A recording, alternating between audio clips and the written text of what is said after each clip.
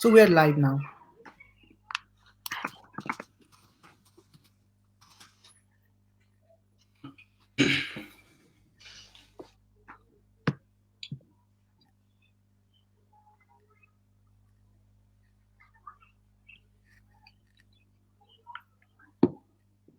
Deepika, we are live now. Nepal शैक्षिक परामर्श संघ ई क्यानको फेसबुक पेजबाट संसारभर शैक्षिक परामर्श क्षेत्रसँग सम्बन्धित विद्यार्थी अभिभावक र सरकारवाला सम्पूर्ण महानुभावहरूमा नमस्कार। म दीपक राज भुषाल, नेपाल शैक्षिक परामर्श संघ ई क्यानको महासचिव। नेपाल शैक्षिक परामर्श संघ देशमा सञ्चालित कम्पनी, शैक्षिक परामर्श क्षेत्रसँग सम्बन्धित कम्पनी, फर्महरूको नाफा रहित सबभन्दा पुरानो 23 वर्ष पुरानो र अग्रणी अभिभावकीय छात्र संगठन हो। आवश्यकता अनुसार नेपाल शैक्षिक परामर्श संघ ई क्यानले नेपाल सरकार, शिक्षा मन्त्रालय, परराष्ट्र मन्त्रालय, कूटनीतिक नियोग, विभिन्न देशका दूतावासहरू र एनआरएनए र सम्बन्धित अन्य सङ्घ संस्थाहरूसँग समन्वयकारी भूमिका खेल्दै आइरहेको छ र विद्यार्थी र अभिभावकहरूलाई लक्षित गरेर शैक्षिक सूचनाहरू पनि प्रदान गर्दै आइरहेको छ। आज हामी यति बेला कोभिड-19 पेन्डेमिकको कारणले विश्व आक्रान्त बनेको परिस्थितिमा छौँ। नेपालमा पनि सङ्क्रमितको सङ्ख्या बढिरहेको छ र सँगसँगै नेपाल लगायत विश्व नै सो सङ्क्रमणलाई कसरी रोकथाम गर्ने भन्ने विषयमा चिन्तित भइरहेको वर्तमान परिवेशमा नेपाल शैक्षिक परामर्श संघ ई क्यान पनि उत्तिकै चिन्तित बनिरहेको छ। हाम्रा संसारभर रहेका विद्यार्थी, अभिभावक, शैक्षिक परामर्शदात्री केन्द्रहरू र समाजसँग सम्बन्धित समाजलाई केन्द्रबिन्दुमा राखेर हामीले यस्तो कठिन र अप्ठ्यारो परिस्थितिमा नि निरन्तर कार्यक्रमहरू प्रस्तुत गरिरहेका छौँ, निरन्तर गतिविधिहरू गरिरहेका छौँ। यसै सिलसिलामा आज हामी नेपालबाट उच्च शिक्षा हासिल गर्नको निमित्त प्रमुख गन्तव्य मध्येको एक अमेरिकामा कोभिड-19 पेन्डेमिकको अवस्था कस्तो छ, नेपाली विद्यार्थीहरूको अवस्था कस्तो छ, कस्ता समस्याहरू परिरहेका छन्, नेपाली समुदायलाई कस्तो समस्या परिरहेको छ र त्यसलाई कसरी समस्या समाधान भइरहेको छ, कसरी राहत प्रदान भइरहेको छ भन्ने विषयलाई केन्द्रित रहेर यहाँहरूको बिचमा हामी उपस्थित भइसकेका छौँ। आज यस लाइभ सेसनमा हामीसँग अमेरिकामा अवस्थित दुईजना विशिष्ट अतिथिजीहरू हाम्रो बिचमा हुनुहुन्छ। म अतिथिजीहरूलाई स्वागत गर्न चाहन्छु। सर्वप्रथम नेपाली जनसम्पर्क समिति अमेरिका 2007 देखि 17 सम्म, US Nepali policy research centre 2016 देखि 18 सम्म विभिन्न पदमा रहेर उल्लेखनीय भूमिका निर्वाह गरिसक्नुभएका र हाल एनआरएनए एनसिसी युएसए का सिनियर भाइस प्रेसिडेन्टको रूपमा आबद्ध व्यक्तित्व डाक्टर अर्जुन बन्जाडेज्यूलाई म यस कार्यक्रममा हार्दिक स्वागत गर्दछु। डाक्टर साहब, यहाँलाई स्वागत छ। नमस्कार, धन्यवाद। यस सँगसँगै हामीसँग कार्यक्रममा अर्का अतिथि हुनुहुन्छ। एनआरएनए एनसिसी युएसए अन्तर्गत रहेको स्टुडेन्ट टास्क फोर्सका संयोजक मिस्टर त्रिभुवन पाण्डेज्यू, यहाँलाई पनि म यो कार्यक्रममा हार्दिक स्वागत व्यक्त गर्न चाहन्छु। हस्, नमस्कार, थ्याङ्क यू। यसपछि हामी कार्यक्रमलाई अगाडि बढाउन चाहन्छौँ।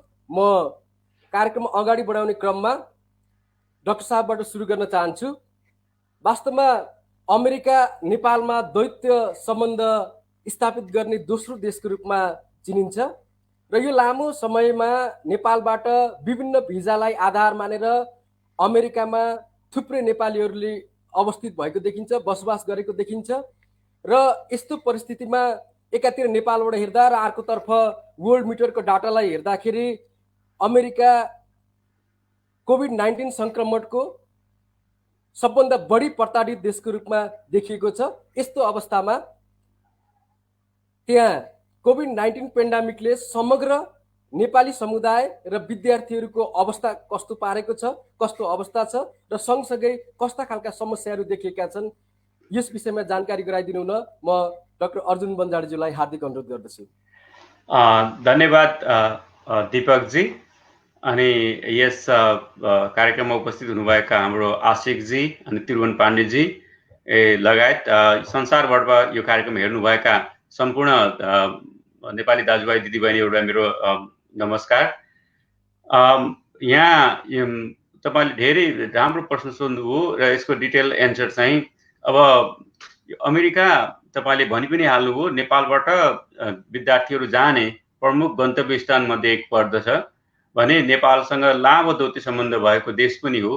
र म आफै पनि तपाईले बढी फोकस चाहिँ नेपाली समाज र चाहिँ विद्यार्थीलाई कसरी परेको छ भन्ने सवाल उठाउनु भयो र म यो भन्दै जाँदाखेरि यसको प्रश्नको उत्तर दिन खोज्दै गर्दाखेरि मैले यहाँलाई के जानकारी गराउन चाहे भने म आफै पनि आजभन्दा करिब 22 वर्ष अगाडि एक विद्यार्थीको रूपमा अमेरिका प्रवेश गरेको हुँ र त्यसपछि अहिलेका जुन विद्यार्थीहरू भाइहरूले जसरी चाहिँ दिनचर्या गुज्छ, महिना गुज्छ र यो आफ्नो जीवन गुजारा गर्नुहुन्छ, म पनि त्यही फेजहरू पार गर्दै गर्दै आएको हुनाले म ती समस्याहरूलाई राम्रोसँग बुझ्छु, के कस्ता किसिमको समस्या हुन सक्छन् विद्यार्थी लाइफमा भनेर ती म जानकार छु। र तपाईले भन्दै गर्दाखेरि यो अमेरिकामा यो महामारीको रूपमा आइसकेपछि संसारभरि पनि अहिले हेर्यो भने 1 लाख भन्दा बढी मान्छे अमेरिकामा मृत्यु भइसकेको अवस्था छ भने अब त्यसमा यो किन यस्तो भइरहेछ, धेरै मान्छेलाई पचाउन गाह्रो भइरहेको छ। यो अमेरिका जस्तो देशले पनि किन यसलाई रोकथाम गर्न सकेन समयमै, किन यस्तो परिस्थिति आएको होला भन्ने किसिमलाई धेरैको कौतूहल जागेको छ। र कतिपय चाहिँ हामीले यहाँ पनि अमेरिकामा यो प्रवेश गर्दै गर्दा एक दुई चार हजार मर्ला, त्योभन्दा बढ्दा त के होला र भन्ने जस्तो मलाई पनि व्यक्तिगत रूपमा लाग्दै थियो। यो यति भयावह हुन्छ जस्तो मलाई लागेको थिएन। तर भयो, हामीले देख्यौँ कतिपय कमजोरीहरू चाहिँ नेतृत्व वर्गबाट पनि भएको हुनसक्छ, अथवा यसलाई चाहिँ बुझ्ने सवालमा पनि के कमजोरी भएको हुनसक्छ। तर हामीले जब यो समस्यालाई देख्यौँ र अलिकति भयावह रूपमा आउँदै गरेको देख्यौँ, त्यसपछि एनआरएनले के गर्यो त भन्दा हामी सिनियर लिडरसिपमा भएको साथीहरूले यसलाई गहन छलफल गर्यौँ, टाइम लगाएर छलफल गर्यौँ। यो समस्या के हो त, यसको समाधान हामीले कसरी गर्न सकिन्छ, अथवा यो समस्याबाट नेपाली समुदायलाई कसरी बचाउन सकिन्छ भन्ने सवालहरूमा धेरै मन्थन गरिसकेपछि हामीलाई के लाग्यो भन्दा यो एकदम नयाँ किसिमको समस्या हो। यो समस्यालाई जुन्नु भनेको चाहिँ सबभन्दा बढी सूचनाको प्रवाह हुनु नै जरुरी छ। यसले के गर्दाखेरि यसलाई रोकथाम गर्न सकिन्छ र हामीले कसरी ट्याकल गर्न सकिन्छ भन्ने नै हामीले जोड दिनुपर्छ भन्ने मान्यता साथ हामीले के गर्यौँ भन्दाखेरि यो समस्या जुन्न विभिन्न चाहिँ हेल्थ प्रोफेसनल साथीहरूलाई फ्रन्टमा ल्याएर सूचना प्रवाहलाई हामीले बढी फोकस गर्यौँ। किन भन्दा अरू पैसा कसैलाई चाहिँ आर्थिक सहयोग गरेर अथवा चाहिँ के गरेर यसको निकाय हुनेवाला उपाय केही पनि थिएन, किन भन्दाखेरि यसको औषधि नै थिएन। त्यस्तो परिस्थितिमा पनि अब नेपालीको जनसङ्ख्या हेर्दाखेरि कस्तो देखिन्छ भन्दाखेरि यहाँ तपाईँहरूलाई चासो लाग्न सक्छ। नेपालबाट यहाँ आउने क्रम धेरै पहिलेदेखि सुरु भएको 1950s को दशकदेखि नै, त्योभन्दा अगाडि पनि कोही आउनुभयो होला केही व्यक्तिहरू। तर 1980 र विशेष गरी 90 को दशकपछि जतिखेर नेपालमा बौद्ध आयो नि, त्यतिखेरदेखि नै यहाँ पनि कोइन्सिडेन्टली के भइदियो भन्दाखेरि यो डिबी भिसाको प्रावधान पनि त्यसैदेखि सुरु भयो। अनि त्यसपछि नेपालमा पनि खुला के नै पोलिटिकल इन्भाइरोमेन्ट भइसकेपछि बाहिर जाने मान्छेहरूको अरू दृष्टिकोणले पनि बाहिर जाने व्यक्तिको पनि सङ्ख्या बढ्दै गइसकेपछि त्यो सङ्ख्या बढ्दै गएको देखिन्छ।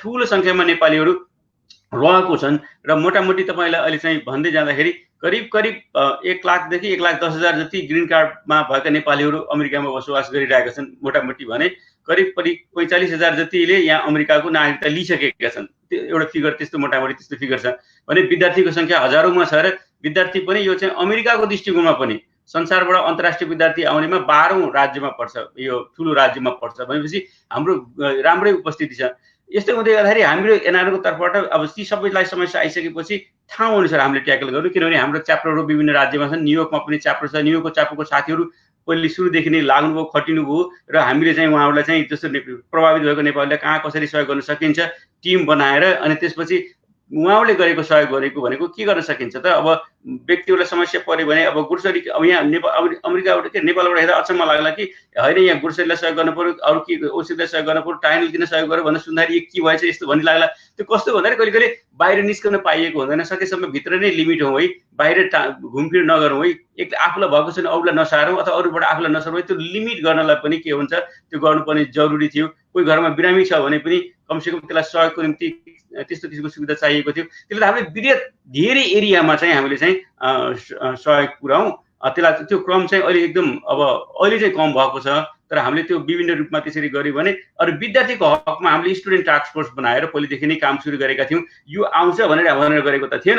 हाम्रो उद्देश्य अरू नै थियो, किन एनआरएनको गतिविधि स्टुडेन्टमा पुऱ्याउँ भन्ने हिसाबले हामीले स्टुडेन्ट टास्क फोर्स बनाएका थियौँ। जस्तो त्रिभुवन पाण्डे, जस्तो अनुप खनाल जस्तो युङटी साथीहरूलाई त्यो स्टुडेन्ट फाँटमा उहाँहरूले चाहिँ खट्टे लाग्नु भएको थियो। तर आउँदा बित्तिकै उहाँले डिल गर्नुपर्ने समस्याहरू हामीले जुन रूपमा सोचेर बनाएका थियौँ, जसरी चाहिँ विभिन्न ठाउँमा चाहिँ स्टुडेन्ट एम्बेसडर बनाउँदै त्यो गतिविधि बढाएका थियौँ, तर अहिले उहाँहरूले चाहिँ डिल गर्नु परेको भने स्टुडेन्टको समस्यालाई, हामीले नसोचेको समस्यालाई उहाँले डिल गर्नु पर्यो।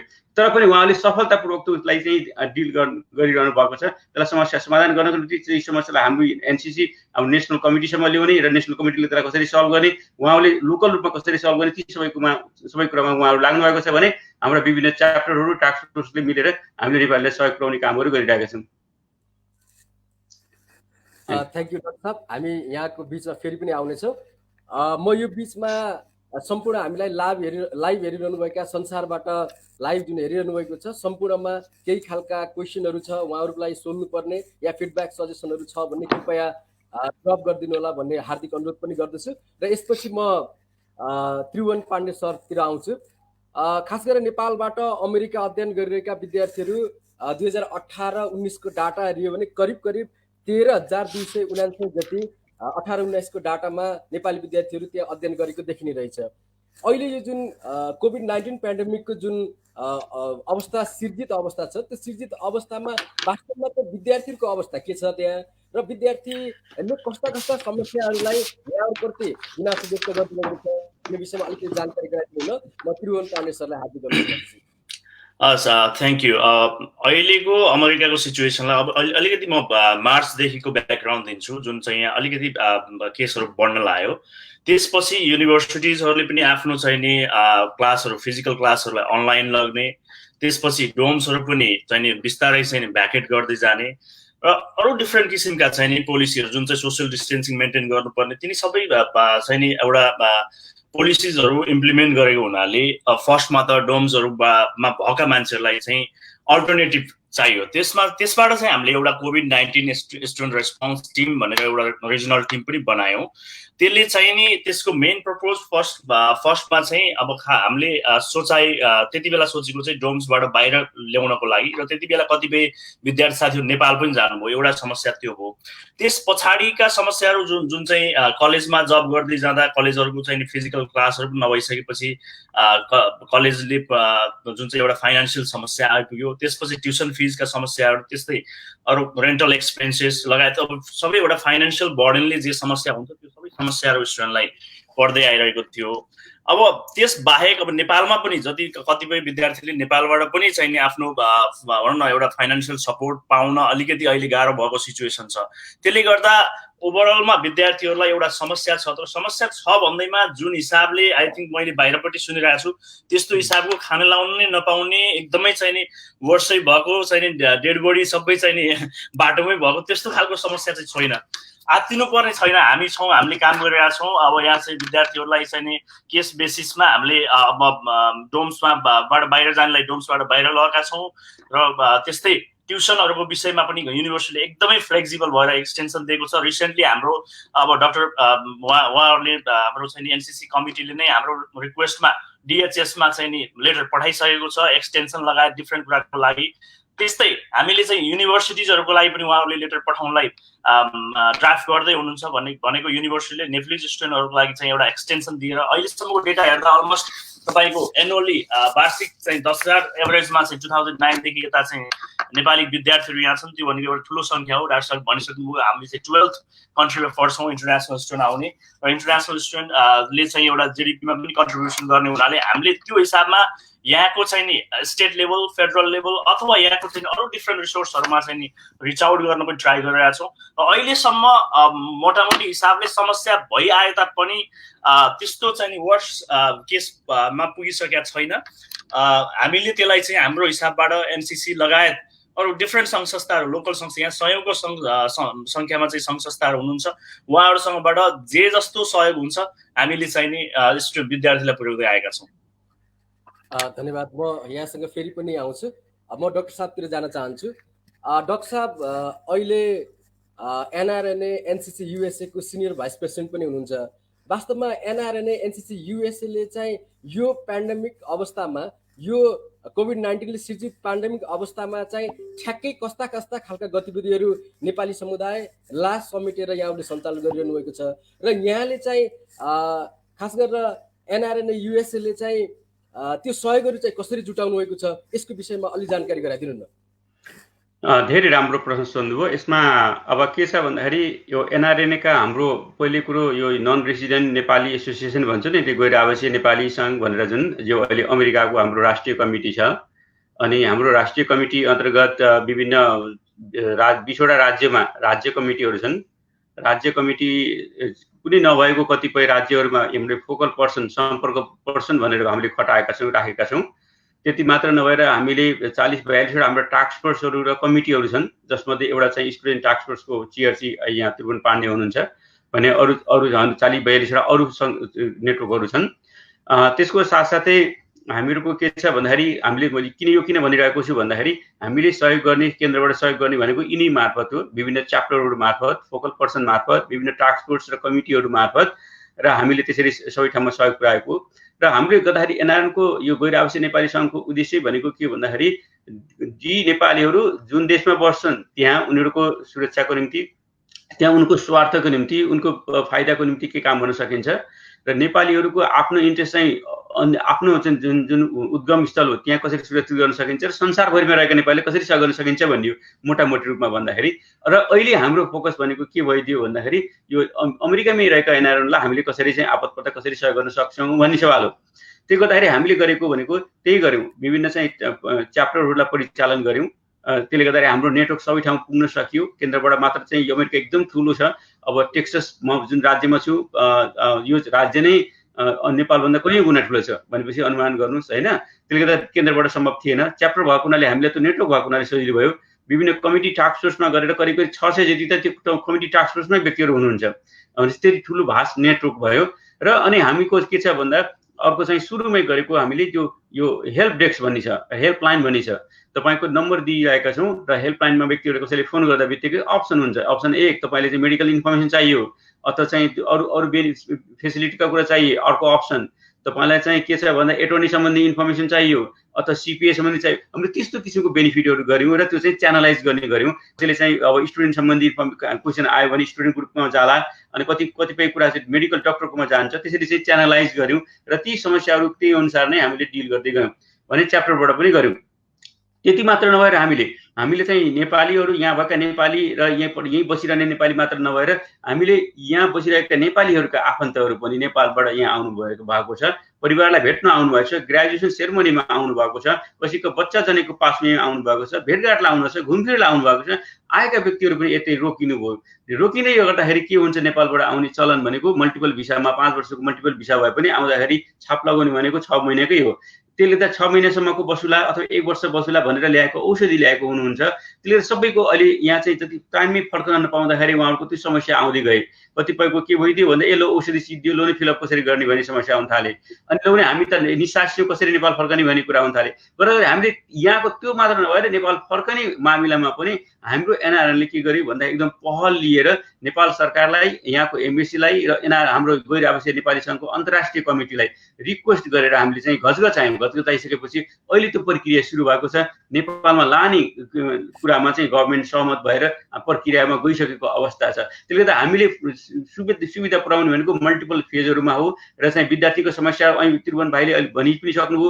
हामीले यही हप्ता मात्र यहाँको होमल्यान्ड सेक्युरिटी भन्छ, डिपार्टमेन्ट अफ होमल्यान्ड सेक्युरिटी भन्छ, जो किन भन्दाखेरि यो यहाँको गृह मन्त्रालय भनेको त्यही निकाय हो जसले इमिग्रेसन सम्बन्धी इस्यु पनि त्यसैको निकायले हेर्ने भएको हुनाले हामीले उहाँहरूलाई पनि एउटा पत्र पठाएर के भन्यो भन्दाखेरि विद्यार्थीहरूको चाहिँ केही समस्या हुनसक्छ यो कोभिडले गर्दाखेरि, त्यो एउटा हामीले स्पेसिफिकली रूपमा तोक्यौँ के कुरा हुनसक्छ र केमा कन्सिडर गर्न सक्नुहुन्छ उहाँहरूले भनेर 2-4वटा पोइन्ट दिएर। फर इक्जाम्पल कसैले के हुन्छ, ग्रेजुएसन भयो, पढाइ सिद्धियो, अहिले पढाइ सिद्धिने सिजन हो, तपाईँले देखिरहनु होला फेसबुकमा फोटोहरू ग्रेजुएसनको। सिद्धिसकेपछि के हुन्छ, यहाँको नियम अनुसार विद्यार्थी भिसामा भएकोले सर्टेन टाइम दिएको हुन्छ गभर्मेन्टले जब पाउनको निम्ति। त्यो भित्रमा उनीहरूले जब चाहिँ फेला पारिसक्नुपर्छ। त्यो एउटा विन्डो दिएको हुन्छ। त्यो विन्डो अफ अपर्च्युनिटीमा चाहिँ पाएन भने चाहिँ फेरि के हुन्छ, आउट अफ स्टार्ट हुन सक्ने अरू समस्याहरू निस्कन सक्ने हुन्छन्।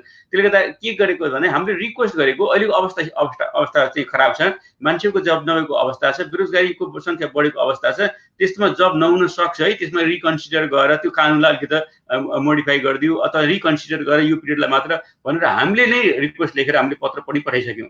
અહીં त्रिभुवनजीले भने जस्तै हामीले विभिन्न कलेज युनिभर्सिटीमा विद्यार्थी हुनुहुन्छ र हामीले के छ भन्दाखेरि विदेशी समस्यामा परेका विद्यार्थीहरू जस्तो ड्रोमबाट बाहिर निस्कनु भयो भने ड्रोम भन्दा बित्तिकै नेपालमा चाहिँ टर्म त्यो युज गरिँदैन, छात्रावास भन्छ नि हामीले नेपालमा। यहाँ पनि विद्यार्थीहरू अन्डर ग्रेजुएटमा पढ्न आउँदाखेरि सुरुमा पढ्न आउँदाखेरि बस्न पर्ने रिक्वायरमेन्ट हुन्छ।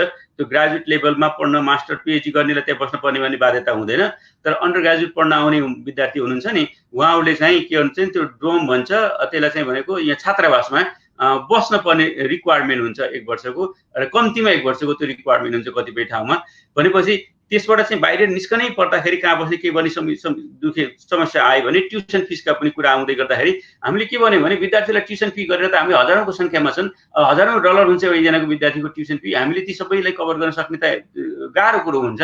बरु के गर्न सकिन्छ त, यहाँको निकायबाट हामीले के बेनिफिट लिन सकिन्छ, हामीले के यहाँको चाहिँ कलेज युनिभर्सिटीले लेखेर यदि चाहिँ विद्यार्थीलाई चाहिँ के बेनिफिट दिलाउन सकिन्छ भने त्यसमा कन्सेसन दिलाउन सकिन्छ। प्रत्येक विद्यार्थीले चाहिँ भनौँ न 1000 डलर कन्सेसन पायो भने पनि त हजारौँको संख्यामा विद्यार्थीले गर्दाखेरि धेरै बेनिफिट हुनसक्छ।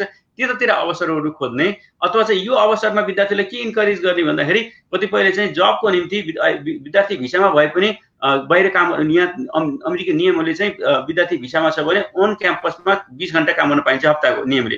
तर अन क्याम्पस भएन, अनलाइन क्लास गरिरहेको अवस्थामा, अन क्याम्पस जब नभएको अवस्थामा हार्डसिपलाई देखाएर के गर्न सकिन्छ भन्दा वर्क अथोराइजेसन लिन सकिने अप्सनहरू छ भने बरु विद्यार्थीलाई कसरी इन्करेज त्यतातिर गरियो भने त्यो अहिलेलाई मात्र होइन, त्यो भोलिका दिनमा पनि के हुन्छ, उनीसँग सर्टेन कुराहरू हुन्छ, सोसियल सिक्युरिटी नम्बर भइसकेको हुन्छ होइन, त्यो एउटा सिस्टममा बसिसकेको हुन्छ र उसलाई भोलि हेर्न सहयोग हुनसक्छ भने हामीले त्यतातिर इन्करेज गर्ने। र बरु के हुन्छ, बरु विद्यार्थीलाई चाहिँ कुनै स्कलरसिपहरू दिलाउन सकियो भने के हुन्छ, नियम के छ भन्दाखेरि यदि कुनै विद्यार्थी एउटा कलेज युनिभर्सिटीमा पढेको छ भने उसले इन्टरनेसनल फी तिर्नुपर्छ। यो के हुन्छ भने फीको क्याटेगोरी हुन्छ, आउट अफ कन्ट्रीको फी, कन्ट्रीका विभिन्न राज्यको फी, त्यही कन्ट्रीभित्रको त्यही गाविस जस्तोमा बस्नेहरूको फी फरक फरक बनाएको हुन्छ ठाउँ हेरिकन। भने कमसेकम तर एकजना विद्यार्थीले यदि स्कलरसिप पाएको छ, 1000 जतिको स्कलरसिप पाएको छ भने त्यसले अन्तर्राष्ट्रिय फी होइन कि लोकलले तिर्ने जति फी तिरे मात्रै पनि पुग्छ। त्यस्ता कुनै किसिमका नियम छन् भने हामीले त्यसलाई अध्ययन गरेर कहाँनिर त्यही सहयोग गर्दाखेरि विद्यार्थीलाई बढी चाहिँ फाइदा हुन्छ।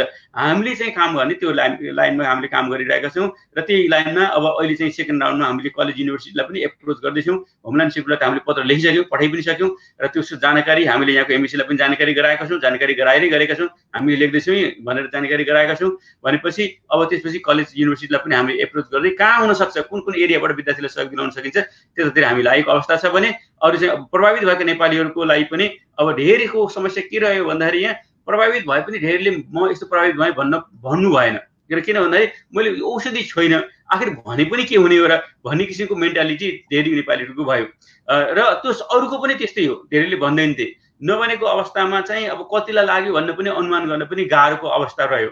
र तर चाहिँ जति तपाईँले हेर्नुहुन्छ नि 1 लाख मान्छे बढ्दै गर्दाखेरि हजारौँको संख्यामा 1.7 मिलियनलाई लाग्दै गर्दाखेरि त्यो नेपालीको पपुलेसनको दाँजोमा जति छ नि जति हो नेपालीको पपुलेसनलाई अझ कम लागेको मैले फिल गरेको छु। किनभने हामी अरूभन्दा सचेत रहेछौँ, हामी अरूभन्दा बढी फ्रिक्वेन्टली हात दिन्छौँ। हामीले चाहिँ भाँडा मार्दाखेरि पनि के मिसिनमा भन्दा पनि के भन्छ सालले भाँडा मार्ने गर्छौँ। त्यसले गर्दा हामी अलिकति बढी चाहिँ सुरक्षित भएको महसुस गरेको छु मैले डाक्टर साहबलाई अलिकति रोकेँ। यहाँहरूको एनआरएनए एनसिसी युएसएको जुन नेटवर्कको विषयमा राम्रो नेटवर्क छ पनि भन्ने कुरा यहाँले प्रश्न पार्नुभयो र गतिविधिहरू पनि गरिरहनु भएको छ नेपाली समुदायको लागि। म अझ बुझ्न चाहेँ कि खास गरेर क्याजुअलिटी केसहरू कस्तो छ यो नेप्लिज डायस्पोराको युएसएमा अहिले कोभिड-19 को जुन अवस्थामा र सँगसँगै अझै तपाईँको त्यहाँ हामीरा नेपालीहरू र तपाईँको विद्यार्थीहरूलाई खान बस्न जुन बेसिक खालका कुराहरू छन्। अब मलाई जहाँसम्म लाग्छ हजुरको भनाइमा चाहिँ अलिक बढी काउन्सिलिङका या तपाईँको एसिस्टेन्टसिपका कुराहरूलाई बढी केन्द्रित रहनुभयो। त्यहाँ नितान्त तपाईँको जीवन यापन गर्ने सवालमा कस्ता खालका समस्याहरू देखिएका छन् र यहाँहरूले कसरी सहयोग पुर्याइरहनु भएको छ? होइन, जीवन यो के छ भन्दाखेरि हामीलाई यदि कोही विद्यार्थीले कुनै पनि ठाउँमा हाम्रो चाहिँ च्याप्टर भएको ठाउँ होस् नभएको ठाउँ होस् त्यहाँबाट विद्यार्थीबाट यदि चाहिँ हामीलाई समस्या परेको छ ल तपाईँले केही सहयोग गर्न सक्नुहुन्छ भने भनेर त्यस्तो किसिमको कुरा आयो भने यो सिधै चाहिँ स्टुडेन्ट टास्क फोर्सले उहाँहरूले चाहिँ पहिले सम्पर्क गर्नुहुन्छ, समस्या के भनेर आइडेन्टिफाई गर्नुहुन्छ। त्यसपछि चाहिँ सेकेन्ड स्टेप के हुन्छ भने हामी त्यहाँ लोकल रिसोर्सेस के छ भनेर हामीले हेर्छौँ होइन, त्यहाँ लोकलले हामीले के जुटाउन सक्छौँ कि किन त कसैले जुटाइनु पऱ्यो नि होइन। अनि त्यसपछि चाहिँ के हुन्छ नि हामीले उहाँहरूलाई पुग्ने हामीले अहिले चाहिँ के गरेछौँ भने यदि चाहिँ तपाईँ कसैलाई चाहिँ खाना बस्नकै समस्या छ भने त्यसलाई हामीले कसरी डिल गर्न सक्छौँ र कसरी सहयोग पुर्याउन सक्छौँ भनेर अहिलेसम्म हामीलाई रिक्वेस्ट भएका मध्ये कसैलाई पनि सहयोग नभएको भने कोही पनि बाँकी छैन। हामीलाई रिक्वेस्ट भए ती सबैलाई नै सहयोग पुर्याएका छौँ। त्यसले गर्दाखेरि जति रूपमा रिक्वेस्ट आउँछ त्यही रूपमा हामीले अहिलेसम्म सहयोग पुर्याएको अवस्था छ। र कति विद्यार्थीलाई सहयोग गरियो भन्ने कुरा त्यो कुरा चाहिँ बरु त्रिभुवन पाण्डेले उहाँहरूकै त्यो फिल्डमा पर्छ, त्यो जिम्मा हामीले उहाँलाई दिएका छौँ। र उहाँले के गर्नुहुन्छ भन्दाखेरि हामीलाई यस्तो सहयोग यति व्यक्तिको यो राज्यबाट यति व्यक्तिको सहयोग भएको छ, लौ नै त्यहाँ चाहिँ को व्यक्ति छ अथवा लौ नै हामीले त्यहाँ कसरी सहयोग पुर्याउने हो भनेर चाहिँ क्वेसन आइसकेपछि हामीले उहाँलाई चाहिँ त्यो मामिलामा सहयोग गरेका हुन्छौँ। तर एक्ज्याक्टली त्यो फिल्डमै खटेर विद्यार्थीसँग डिल गरेर तपाईँका समस्या के हुन् भन्ने कुराहरू डिल गर्ने काम चाहिँ हाम्रो चाहिँ यो स्टुडेन्ट टास्क फोर्सको साथीहरूले त्रिभुवन पाण्डे, अनु खनाल लगायतका साथीहरूले उहाँहरूले गर्नुभएको छ। हुन्छ डाक्टर साहबसँग म फेरि आउँछु। म त्रिभुवन पाण्डे सरसँग जान चाहन्छु।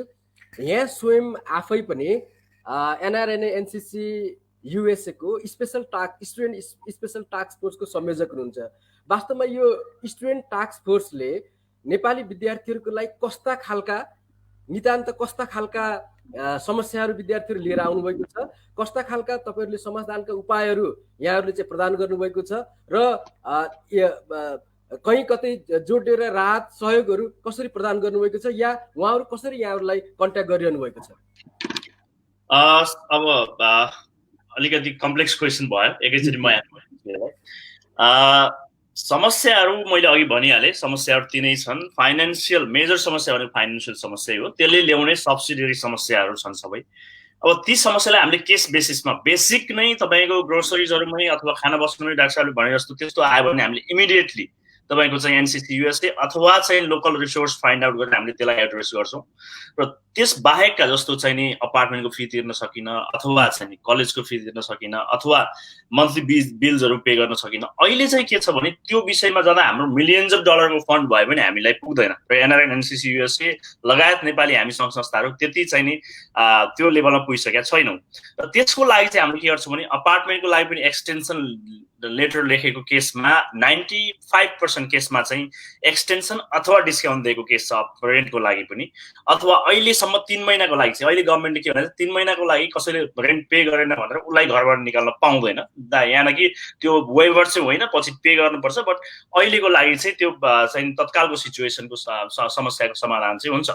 त्यस्तै अब ट्युसन फिज भनौँ न, कलेजलाई बुझाउने फिजहरूमा म्याक्सिमम कलेजहरू तपाईँको चाहिँ नि अहिले त्यो डेडलाइन चाहिँ पछाडि हटाइदिएको छ। यहाँ कि कतिपय कलेजमा हामीले सुन्यौँ, मैले अहिलेसम्म 45-50वटा कलेजमा चाहिँ युनिभर्सिटीमा काम गर्दै गर्दा 2-3वटा कलेजले चाहिँ यो अब आउने अपकमिङ सेमेस्टरको लागि रजिस्टर गर्न नदिएको भन्ने चाहिँ नि केही साथीहरूबाट पायौँ।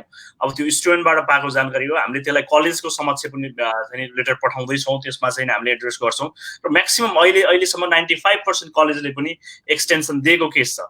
अब यो चाहिँ भयो हाम्रो चाहिँ समस्याहरू के कस्तो हिसाबले समाधान। हामीले चाहिँ यिनै इन्फर्मेसनहरू चाहिँ स्टुडेन्टलाई दिन्छौँ। र कतिपय काउन्टीमा जुन चाहिँ अहिले स्टिमुलस प्याकेज अथवा चाहिँ गभर्मेन्टले ठुल्ठुलो बजेटहरू ल्याएको छ त्यसमा चाहिँ विद्यार्थीहरू सम्मिलित नभएको हुनाले हामीले चाहिँ के स्पेसल रिक्वेस्ट गर्न खोजिरहेको छौँ भने लोकल अरू केही रिसोर्स छ कि अथवा कोही स्टेटमा चाहिँ विद्यार्थीहरूलाई पनि केही चाहिँ सहयोग गर्ने अथवा अरू अनडकुमेन्टेड मान्छेलाई पनि सहयोग गर्ने त्यो आउट अफ त्यसको स्कोप बाहिर गएर भन्ने जस्तो चाहिँ हामीले सुन्न आएकोमा हामीले त्यो लोकल रिसोर्स पनि आइडेन्टिफाई गर्न खोज्दैछौँ।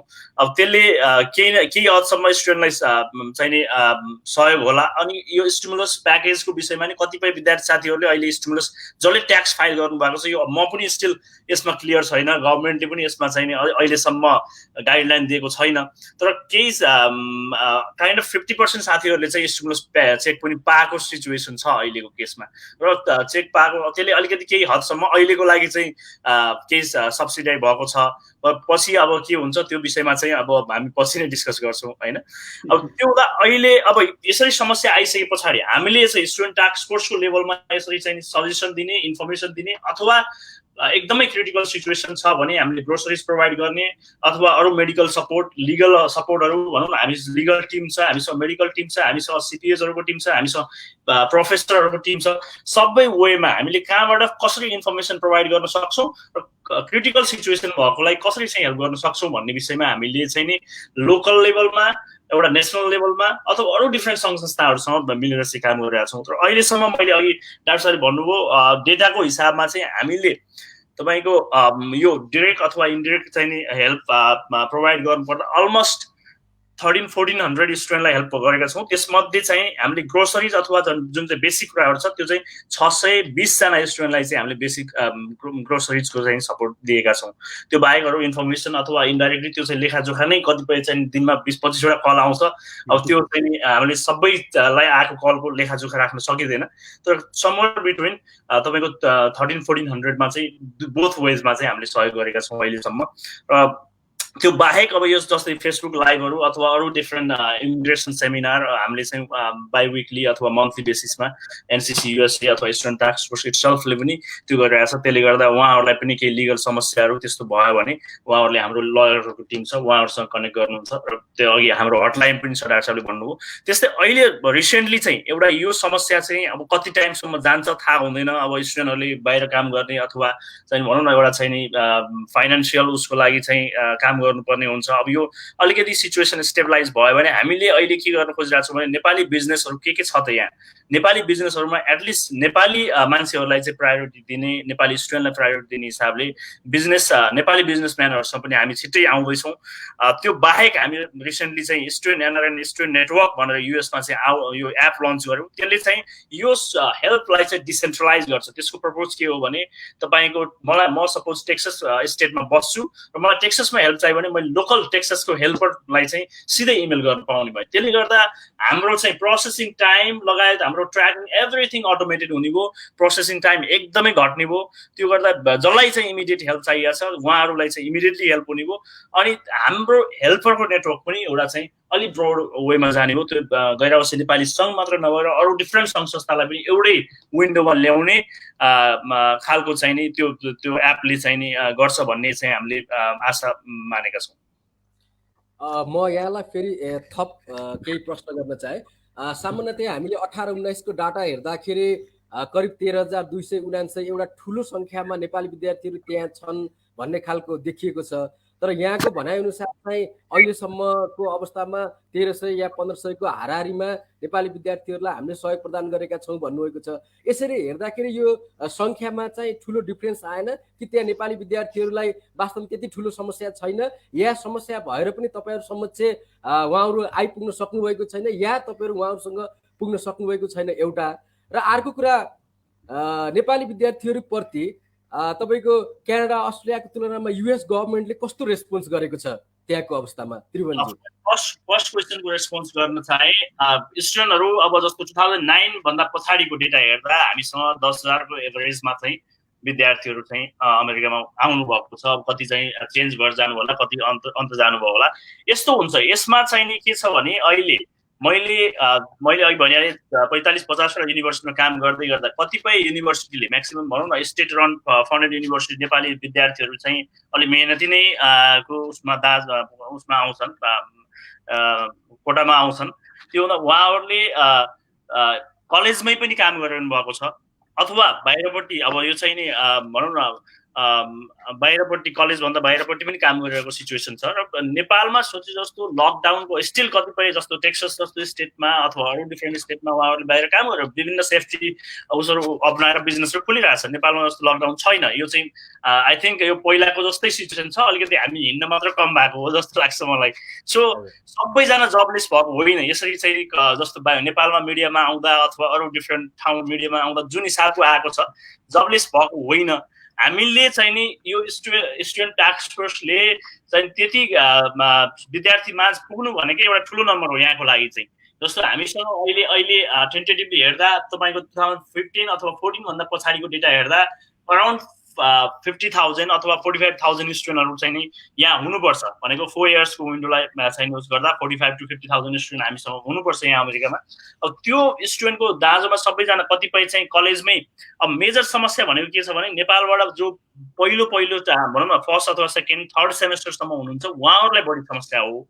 अब त्यसको रेसियोमा त्यो पनि अन्डर ग्रेजुएटमा जो आउनु भएको छ उहाँहरूलाई समस्या हो। नेपालीहरू धेरैजना चाहिँ अब यो जिए ग्रेजुएट एसिस्टेन्टसिप अथवा टिए चाहिँ नि अथवा अरू डिफ्रेन्ट चाहिँ नि अवसरमा इङ्गेज हुनुहुन्छ। उहाँहरूको चाहिँ नि अब समर लाए पनि उहाँहरूको चाहिँ रिसर्चको कामहरू अथवा डिफ्रेन्ट कामहरू भइरहेको छ र त्यसले गर्दा आई थिङ्क सबैलाई समस्या हुँदैन। यसले अहिलेसम्मको सिचुएसनमा सबैलाई समस्या छैन।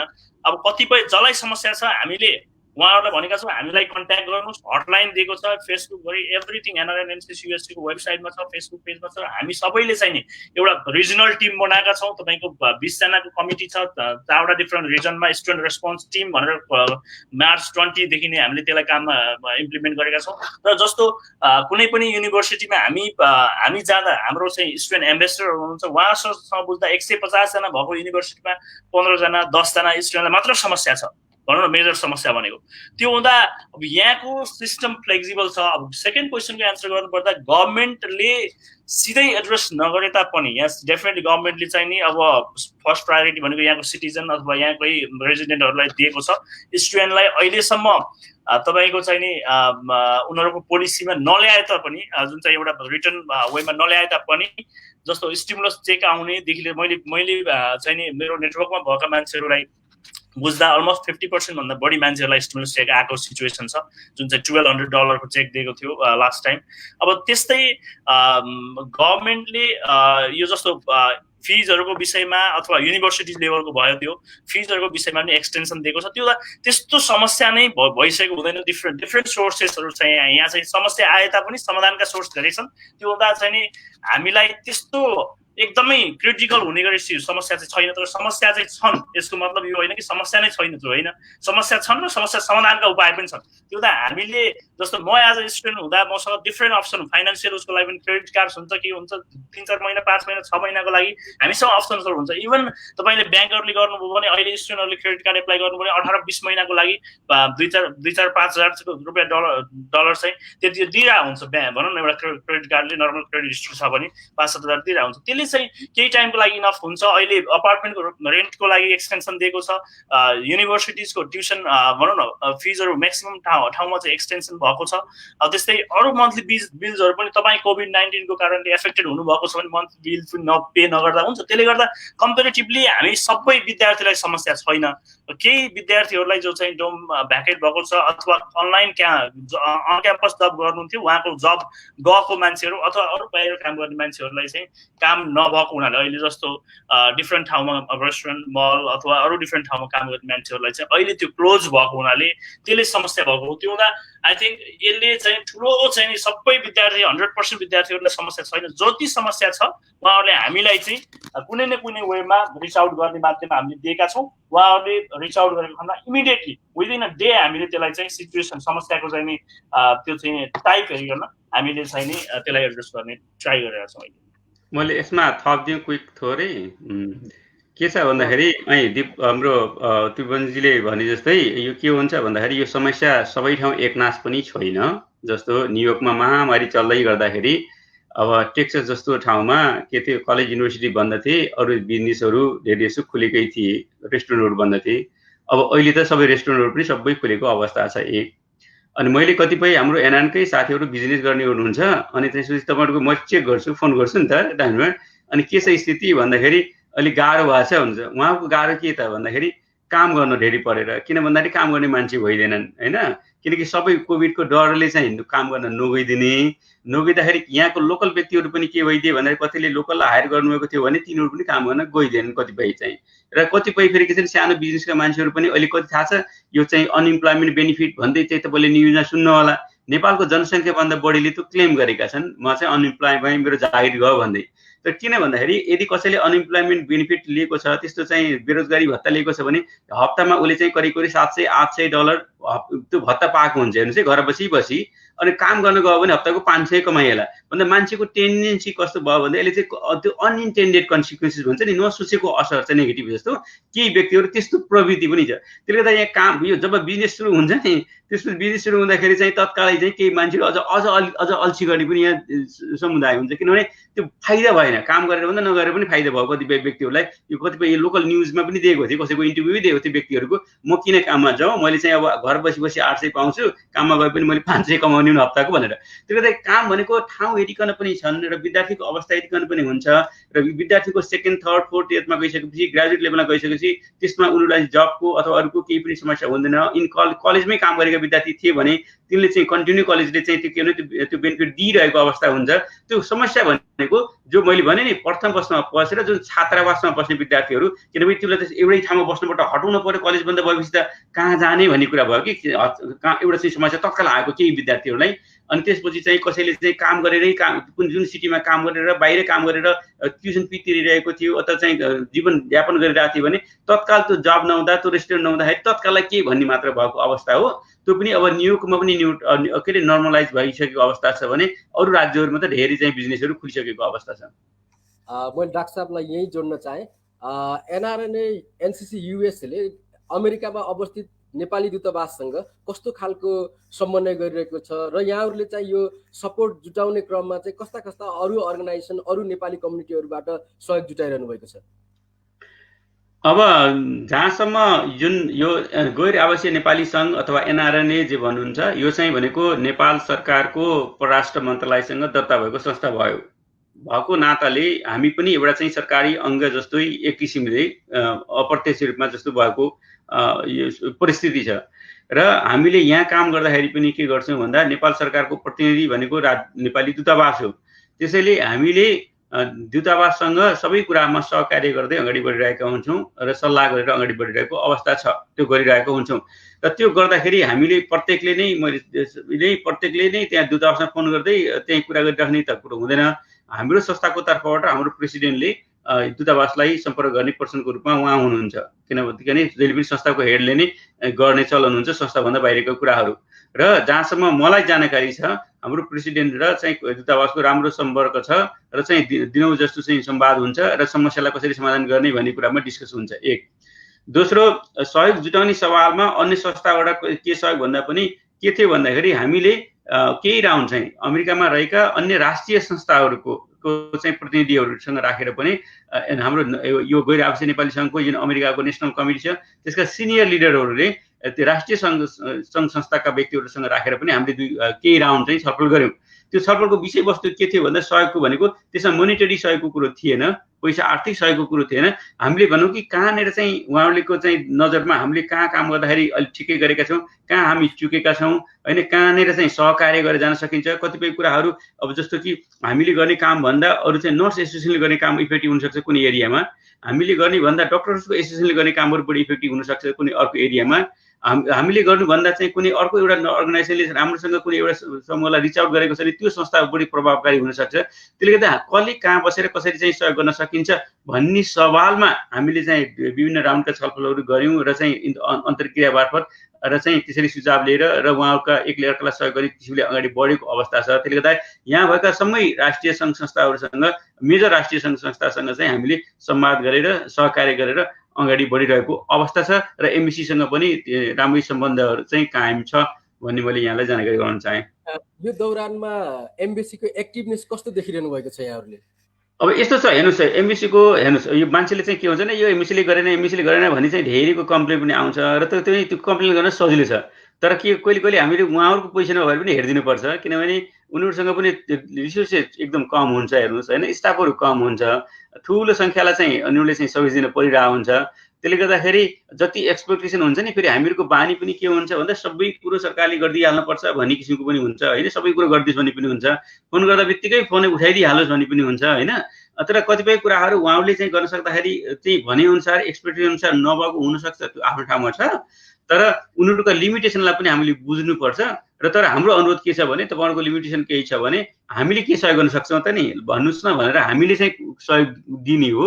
त्यसले गर्दाखेरि उहाँहरूले लाइभ पुगेसम्म आफ्नो तरिकाले गर्नुभएको छ भन्ने मैले ठान्छु। त्यो बेनिफिट अफ डाउट चाहिँ उहाँलाई दिनुपर्छ र चाहिँ त्यो हामीले चाहिँ के गर्छौँ भन्दाखेरि कम्प्लेन मात्र गर्दैनौँ, हामीले चाहिँ बरु तपाईँलाई कहाँ सहयोग गर्न सकिन्छ लु भन्नुहोस्, हामीले आफ्नो तर्फबाट सहयोग गर्छौँ भनेर हामीले सहयोगी हातहरू फैलाउने हो।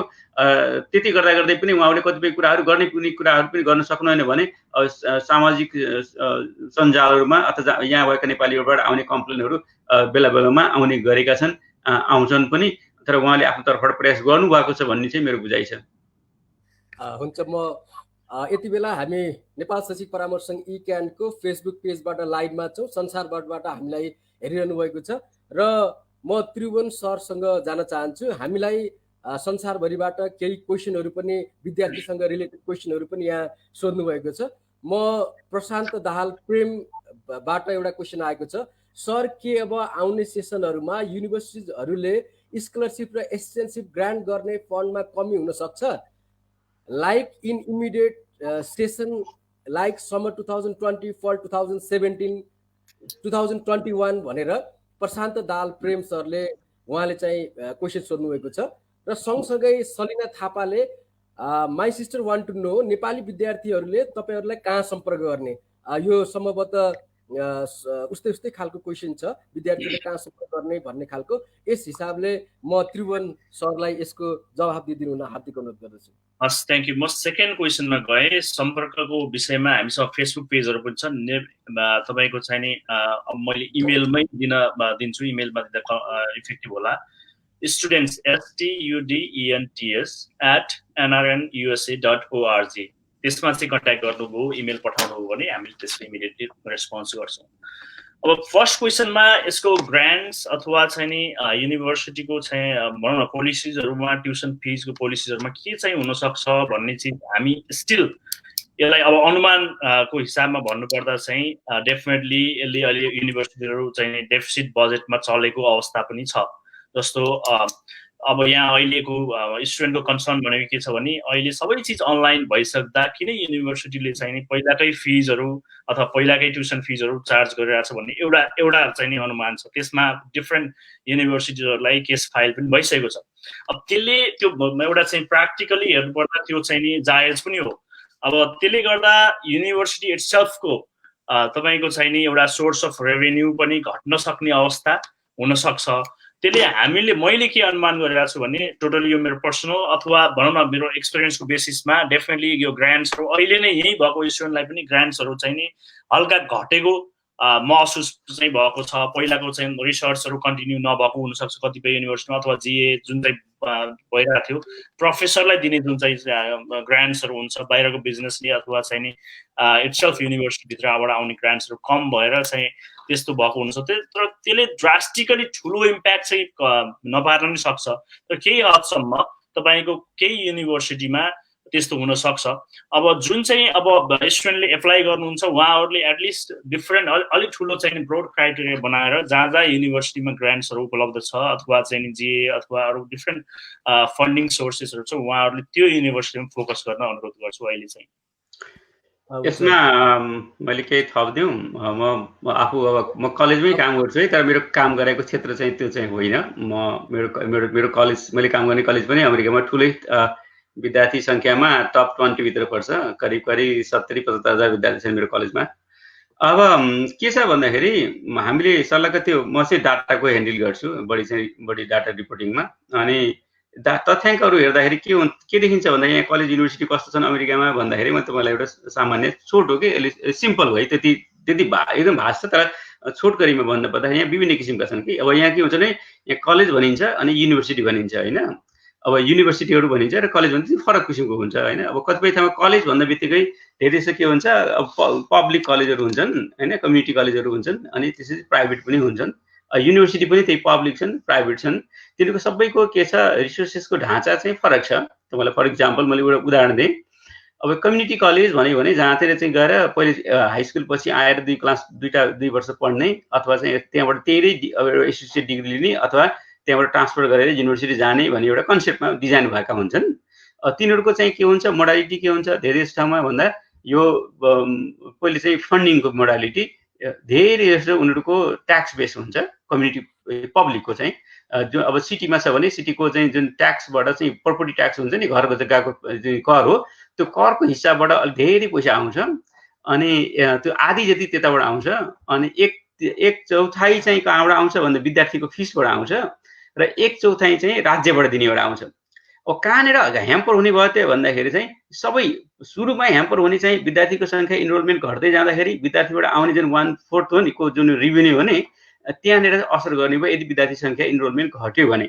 एक दोस्रो कहाँबाट चाहिँ हुने भयो त राज्यले दिने 25% नै, त्यो किन भन्दाखेरि बिजनेस भएन भने राज्यले कमाउने भनेको के हो भन्दाखेरि जुन व्यापार गर्दाखेरि सामान बेच्दा किन्दाखेरि लाइने ट्याक्स हो नि त्यो राज्यको सम्पत्तिभित्र पर्छ, त्यसबाट आउने पैसा कम हुने भयो।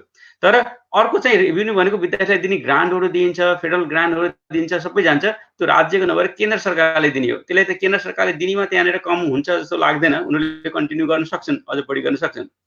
त्यसै भन्दै गर्दाखेरि भोलिका दिनमा यदि अनलाइनै गएको अवस्थामा इनरोलमेन्ट घट्ने सम्भावना सबैतिर प्रिडिक्ट गरेको अवस्था छ। मान्छेले चाहिँ जुन रूपमा किन भन्दाखेरि कतिपय प्रोग्रामहरू अनलाइन जान सकिँदैन, पढ्नै सकिँदैन, किनभने मान्छे फेस टु फेस हुनैपर्छ, प्र्याक्टिस गर्नै पर्छ।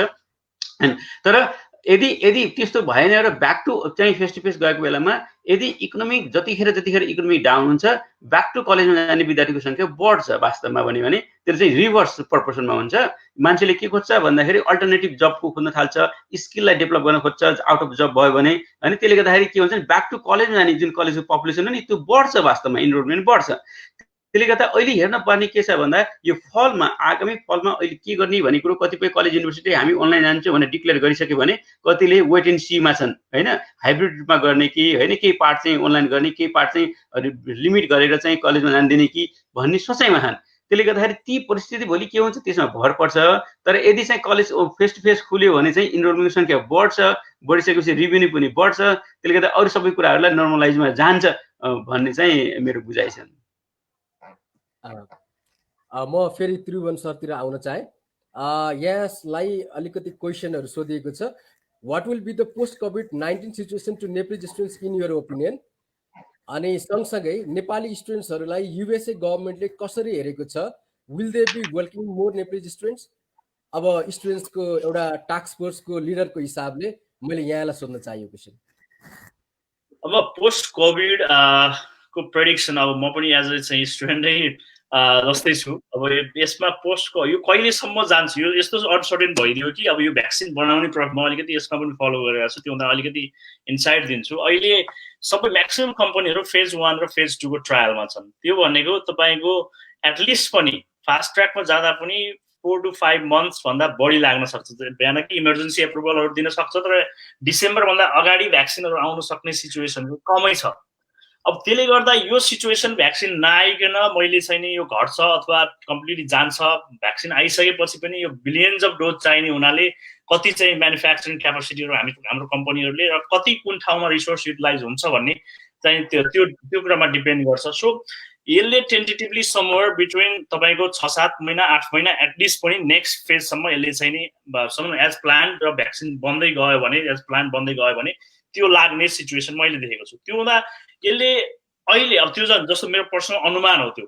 अब त्यसले चाहिँ नि यो पोस्ट कोभिड चाहिँ तपाईँको यो अनसर्टेनिटिजले गर्दा यो चाहिँ कहिलेसम्म जान्छ र यसले कुन लेभलमा चाहिँ बिजनेसहरूलाई कुनलाई ब्याङ्क्रप्ट गराउँछ अथवा कुन बिजनेसहरू क्लोज हुन्छ, यही सिचुएसनमा गयो भने 6-7 महिना गयो भने यहाँको गभर्मेन्टले कति धान्न सक्छ, त्यो कुरा डिफ्रेन्ट यसको चाहिँ फ्याक्टर्सले एफेक्ट गर्ने हुनाले पोस्ट कोभिडमा के नै हुन्छ भन्ने चाहिँ मैले अहिले तत्काल चाहिँ नि डिक्लेयर गर्न सक्दिनँ। बट एज अ स्टुडेन्ट अथवा एज अ यहाँ बसेर काम गरिरहेको हुनाले मैले चाहिँ पोस्ट कोभिडमा धेरै बिजनेसहरू फेल हुँदैछन्। अब अहिले चाहिँ लोकल बिजनेसहरू पनि अब यहाँ कि सपोर्टहरू गभर्मेन्ट दिइरहेछ, त्यही पनि बिजनेसलाई सस्टेन गर्न स्टिल गाह्रो भइरहेछ। र यो इमिडिएटली तपाईँको चाहिँ ल आज कोभिड सकियो भनेर चाहिँ त्यो हुँदैन। यसको पोस्ट इम्प्याक्ट चाहिँ तपाईँको डाउन द रोड भनौँ न युनिभर्सिटीले ल चाहिँ नेक्स्ट फलबाटै स्टार्ट गर्ने भन्दै गर्दा पनि मान्छेहरू फिजिकल क्लासमा जान इभन हिचकिचाउने सिचुएसन हुन्छ। किन त लङ टर्मको एउटा चाहिँ नि घरमा बसाइको उसले चाहिँ नि त्यो सोसियल डिस्टेन्सिङ स्टिल मेन्टेन गर्ने एउटा हेबिट भइरहेको हुन्छ। त्यसले तत्काल चाहिँ नि यो चाहिँ इमिडिएटली रिकभर हुन्छ भन्नेमा म छैन। यो चाहिँ kind of you flat curve हुन्छ, यहाँ कि भी सेप भन्नु भन्दा नि यु कर्भ हुन्छ। त्यसले गर्दा अब केही सर्ट टर्ममा मैले डाउन द रोड 1 देखि 1.5 वर्षसम्ममा चाहिँ यसले डेफिनेटली नेपाली स्टुडेन्ट मात्र नभएर सबैजनालाई हामी जो छौँ यहाँ युएसमा अथवा बाहिरपट्टि पनि जो छौँ सबै वर्ल्ड वाइड नै यो चाहिँ 1-1.5 वर्ष चाहिँ यसको इम्प्याक्ट रहन्छ। त्यसले डेफिनेटली नेगेटिभली नै प्रभाव पारिरहेको हुन्छ। अब त्योभन्दा पछाडि एउटा चाहिँ हामी जुन चाहिँ एउटा रिकभरीको फेजमा जान्छौँ त्यसमा चाहिँ एउटा स्टिफ कर्भ चाहिँ मैले आफ्नो अनुमानमा चाहिँ एभ्रिथिङ विल बी फाइन त्यस्तो हिसाबले चाहिँ सोचिरहेको छु मैले। म यसै विषयलाई लिएर अलिकति डाक्टर साहबलाई एडअप गरिदिनको लागि पनि म अनुरोध गर्दछु र सँगसँगै अर्को यहाँलाई चाहिँ म क्वेसन पनि के राख्न चाहन्छु भने how higher education will be disturbed after post कोभिड-19 in USA and what are the opportunity do you suggest our Nepali students that are planning to go USA for higher education after कोभिड-19 यो क्वेसनको रूपमा आएको छ। यसलाई पनि अलिकति एड्रेस गरिदिन म अनुरोध गर्दछु र सँगसँगै यहाँले नोट गर्नु होला एउटा अर्को जिज्ञासा how USA election in 2020 is going to change US immigration to Nepali students यो इमिग्रेसनको चाहिँ के हुन सक्छ भन्ने विषय यो तीनवटा विषयलाई अलिकति होइन मलाई एउटा गर्दै सोध्नु चाहिँ म बिर्सिहाल्छु क्वेसन फेरि है मैले चाहिँ तपाईँ लास्टमा मैले सुने मैले लास्टकै एड्रेस गर्ने भाइ क्वेसनै बिर्सिसक्छु कि ल ढेरी भयो भने अब के छ भन्दाखेरि यो इमिग्रेसनको भनेको कुराहरू यो चाहिँ एउटा नेपाली विद्यार्थीलाई टार्गेट गरेर अमेरिकी गभर्मेन्टले इमिग्रेसन पोलिसी बनाउँदैन त्यो कुरो क्लियर हुन जरुरी छ हैन। इमिग्रेसन पोलिसी बनाउने भनेको कानुन बनाउने भनेको त के भन्छ भने कतिपय कुराहरू प्रेसिडेन्टले आफैले एक्ट गर्न सक्ने केही कुरा हुन्छन् भने धेरै जसो चाहिँ कानुनै बनाउने कुरो चाहिँ यहाँको कङ्ग्रेसले गर्नुपर्छ। गर्दाखेरि चाहिँ एउटा नेपाली विद्यार्थीलाई भनेर अथवा अरूलाई भनेर गरिने कुरा हैनन्। जस्तो टेम्पोरेरी प्रोटेक्सन कसैलाई दिने नदिने भने चाहिँ सर्टेन गभर्मेन्टले गर्न सक्ने कुराहरू चाहिँ छुट्टिने भए त्योभन्दा बाहेक जब पोलिसी बनाइन्छ त्यो सबैको निमित्त बनाइन्छ। एक अर्को कुरो अमेरिकी गभर्मेन्टले नेपाली विद्यार्थीले के गरे अमेरिकी विद्यार्थीले चाहिँ कसैलाई नेपाली विद्यार्थी होस् कि चाइनाको विद्यार्थी होस् कि इन्डियाको विद्यार्थी होस् कि त्यो छुट्टै व्यवहार गर्न कसैलाई पनि पाइँदैन यो देशमा। त्यसले गर्दाखेरि व्यवहार चाहिँ यहाँ हामीले ख्याल गर्नुपर्ने कुरो के भन्दाखेरि यहाँ यी कुराहरूमा धेरै चाहिँ सचेतता अपनाइन्छ। कसैप्रति चाहिँ बायसनेस भन्छ कि भने मान्छे डराइ फुफु गरेर काममा पनि कसैप्रति गर्ने चलन हुँदैन हैन। गल्ती हुन्छ कि भनेर चाहिँ सचेत हुनुपर्ने ठाउँ हो यो। त्यसले गर्दा त्यस्तो केही पनि हुँदैन।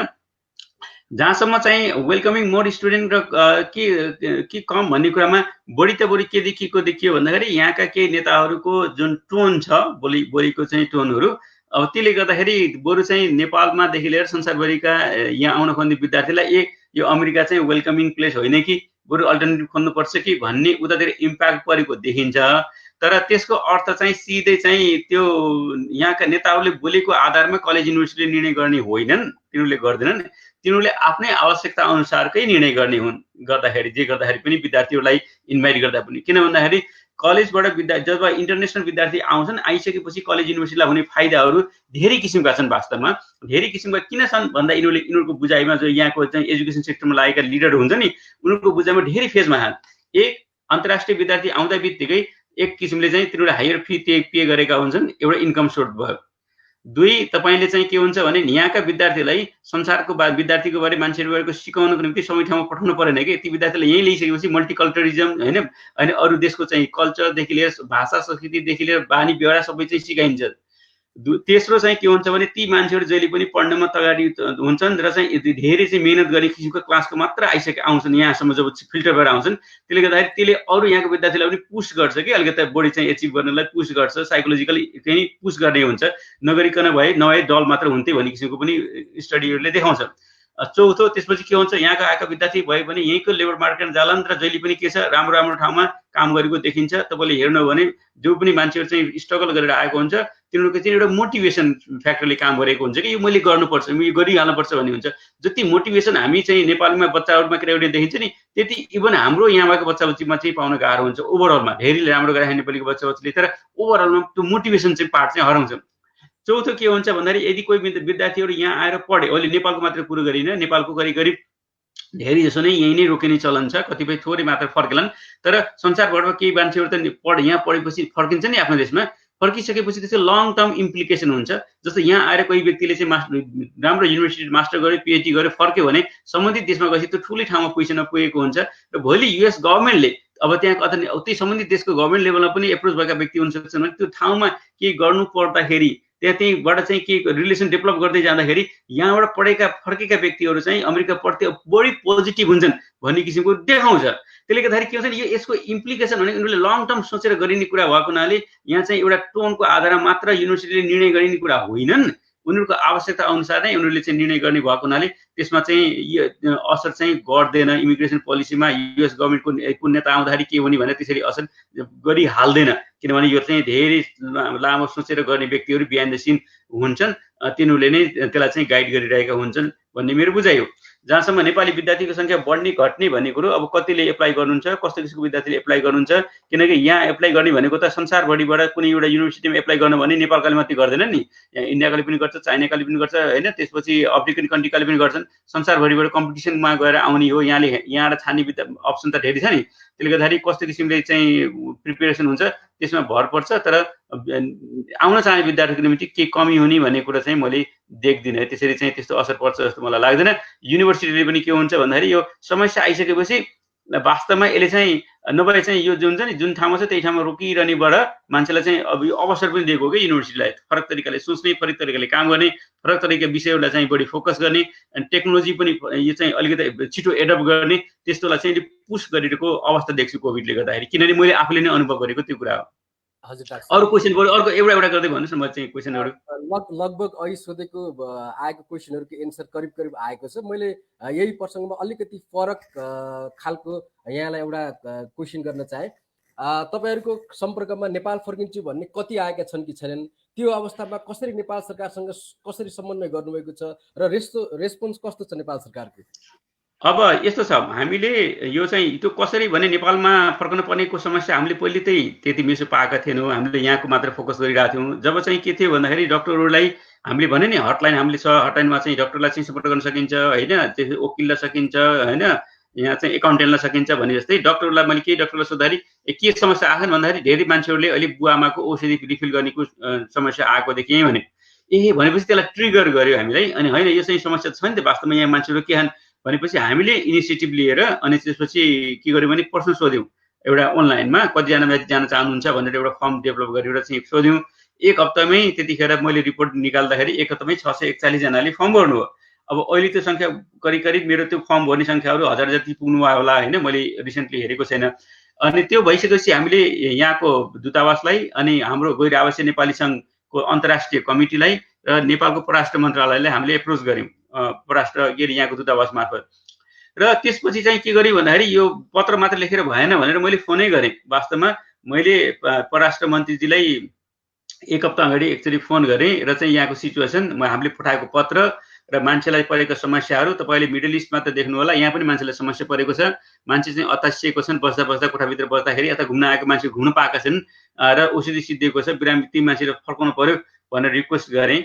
त्यसपछि गभर्मेन्टले पनि क्याबिनेट लेभलबाट केही डिसिसन गरिसकेपछि मैले हिजो पनि एकचोटि एक राउन्ड फेरि परराष्ट्र मन्त्रीसँग मैले कुरा गरेँ।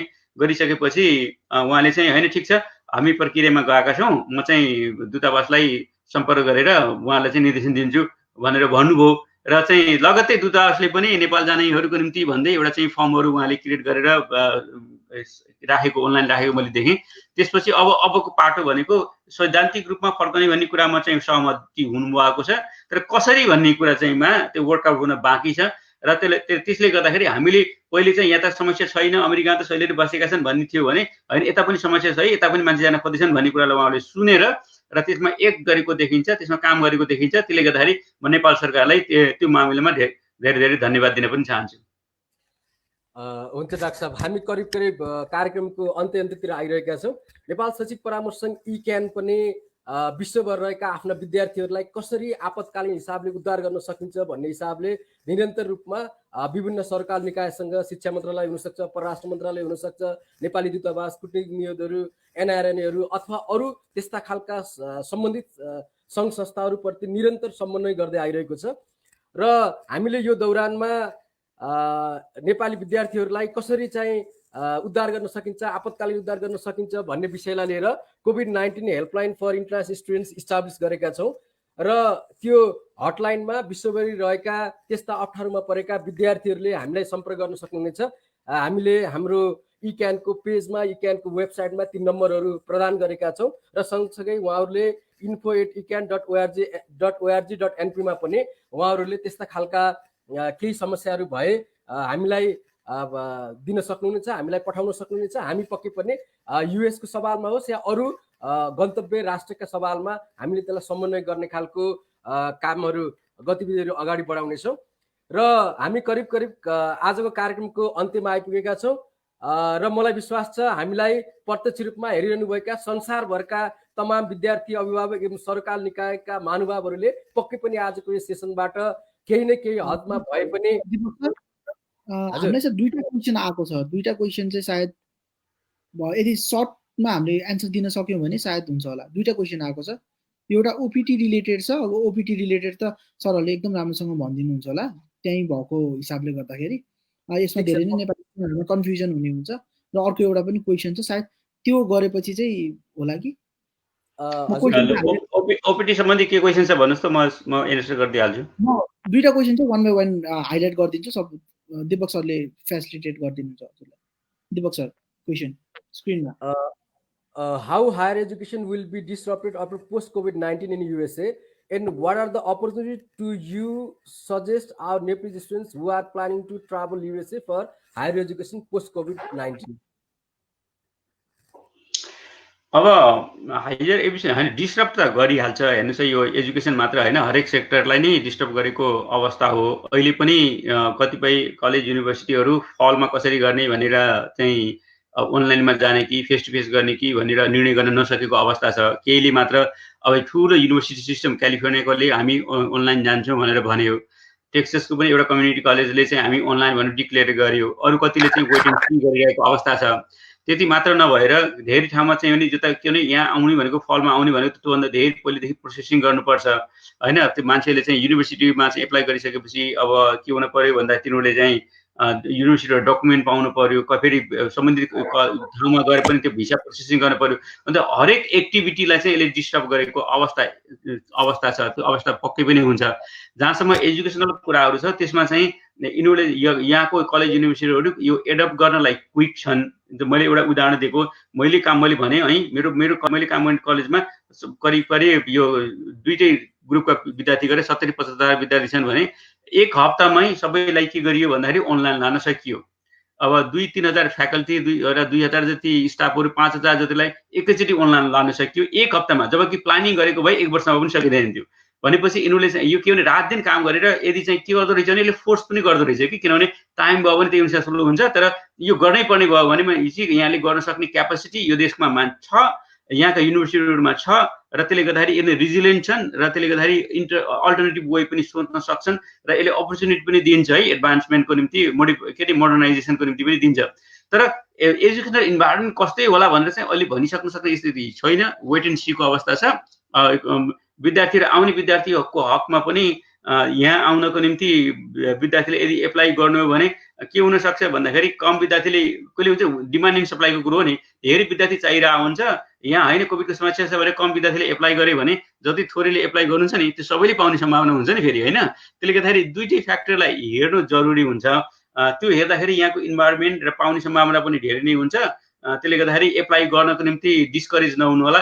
यहाँको कलेज युनिभर्सिटीमा एप्लाई गर्नुहोस्, आउनुहोस्, त्यो अपर्च्युनिटी झन् बढी हुनसक्छ, घटी हुन्छ भन्ने मलाई लाग्दैन। आशिकजी अर्को क्वेसन, ओपिटीमा बसेका स्टुडेन्ट्सको काम बन्द भएपछि उनीहरूको प्रोसेस पनि रोकिन्छ। So how can they be help? Do they have go to back to Nepal or there is any other way they can stay? अब यस्तो छ, यो ओपिटीको क्वेसनलाई हामीले यसलाई एड्रेस गरेर एउटा हिजो अस्ति मात्र हामीले पत्र यो होमल्यान्ड सेक्युरिटीलाई लेखेका पनि छौँ। हामीले यो कुरालाई ध्यानमै राखेर लेखेको, वास्तवमा एउटा मेन इस्यु यही नै, यो पनि हामीले राखेका छौँ। त्यसमा के थियो, के भनेका छौँ भन्दाखेरि विद्यार्थीको पढाइ सिधिसकेपछि सर्टेन उनीहरूले चाहिँ 90 डेको कतिको विन्डो दिइसकेर, मलाई एक्ज्याक्ट डेजहरू थाहा छैन है, त्यसलाई चाहिँ डबल चेकै गर्नुपर्छ। हामीले त्यहाँ के भनेका छौँ भन्दाखेरि होइन, त्यो चाहिँ अप्सनबाट चाहिँ अलिकति त्यसमा अलिकति फ्लेक्सिबिलिटी ल्याइदिनु पर्यो होमल्यान्ड सेक्युरिटीले, ताकि विद्यार्थीले यदि जबै नभए पनि भन्दा बित्तिकै जबै नभए पनि तिनीहरूको स्ट्याटसमा असर नगरोस् भनेर हामीले रिक्वेस्ट लेटर पठाइ पनि सकेका छौँ। हेरौँ के भन्नुहुन्छ उहाँहरूले होइन। त्यसले गर्दा यहाँ चाहिँ धेरै नेताहरूबाट धेरै व्यक्तिहरूबाट सुन्दै जाँदा के हुन्छ भने अहिले चाहिँ यो सबै यो अलि ज्यान बचाउने समय हो होइन। त्योभन्दा इमिग्रेसनका स्ट्याटसका कुरालाई अलिक तिनी सेकेन्डरी कुरा हुन्, तिनी हुँदै जान्छन् होइन।